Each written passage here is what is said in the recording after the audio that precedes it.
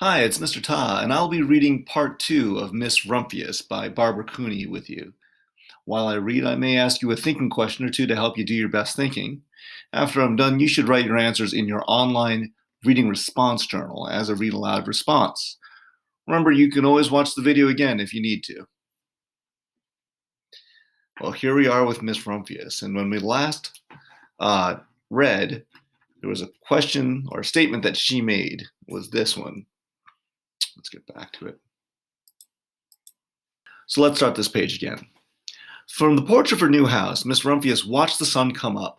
She watched it cross the heavens and sparkle on the water, and she saw it set in glory in the evening. She started a little garden among the rocks that surrounded her house, and she planted a few flower seeds in the stony ground. Miss Rumphius was almost perfectly happy. But there is still one more thing I have to do, she said. I have to do something to make the world more beautiful. But what? The world already is pretty nice, she thought, looking out over the ocean. The next spring, Miss Rumphius was not very well. Her back was bothering her again, and she had to stay in bed most of the time.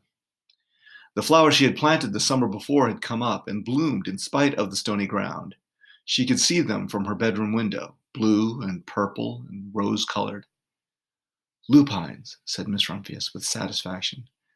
I have always loved lupines the best. I wish I could plant more seeds this summer so that I could have still more flowers next year.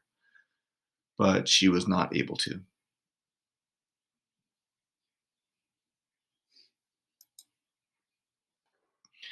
After a hard winter, spring came. Miss Rumphius was feeling much better. Now she could take walks again. One afternoon, she started to go up and over the hill where she had not been in a long time. I don't believe my eyes, she cried when she got to the top.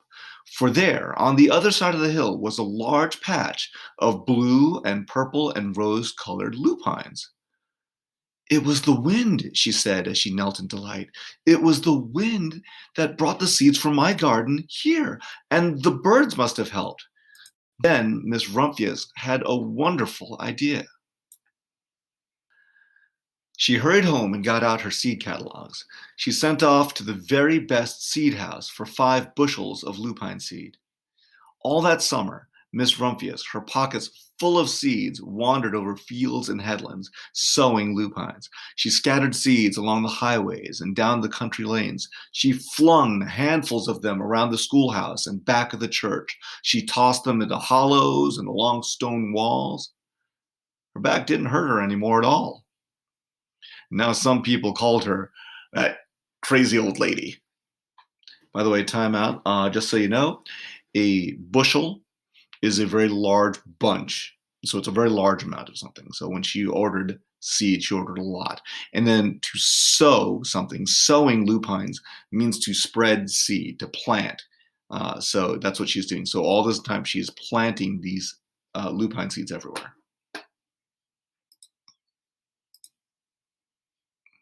There she is.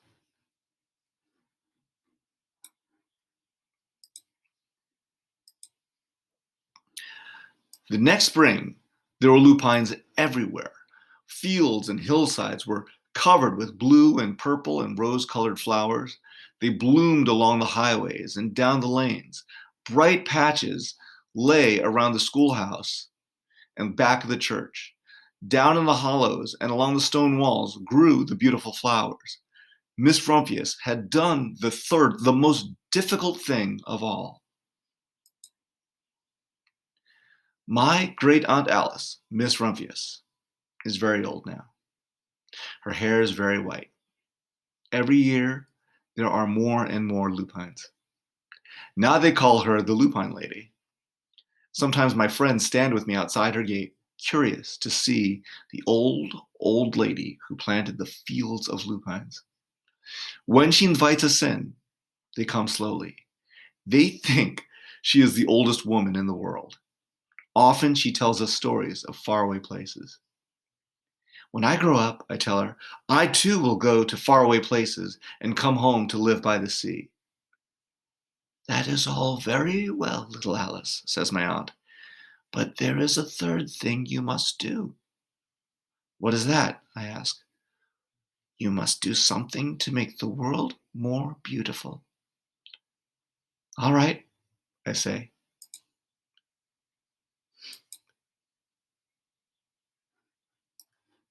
But I do not know yet what that can be. And that is Miss Rumphius by Barbara Cooney. Until next time, I'm Mr. Ta.